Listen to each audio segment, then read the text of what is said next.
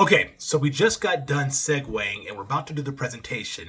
But between you and I need to let you know about something at this point that you have to understand. Otherwise, everything that you're in this thing for is pretty much pointless because if you don't get this right, there's no reason to actually be doing presentations. So, you're going to have four different types of decision makers: whales, dolphins, sharks, and urchins.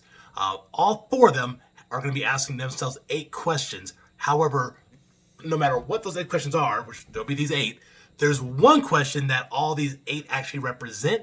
And as long as you know that and can nail this, you're fine. If you don't know that this is what they're asking themselves, you're screwed. So here are the 8 questions first, then I'll follow that up with the number 1 question that they're all asking themselves. So there's 8 of them. 3 of them have to do with you. So what they're asking themselves is, 1, do they respect you? 2, do they like you? 3, do they like you, respect you? The third one just went out of my mind.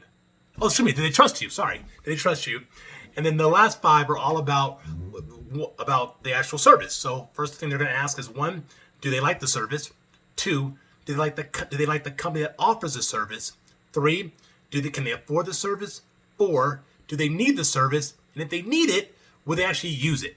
So those are the 8 things. However, what's those 8 things all represent? If you had to sum it all up, is this one question, which is, would I be more of a fool for purchasing this or for not purchasing this?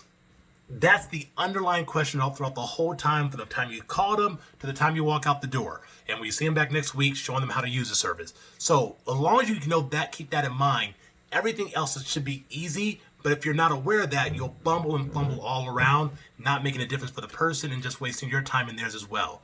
So let's go into all the 4 different types of decision makers and how to go about doing that, answer that question based upon each person's different nuance. All right, let's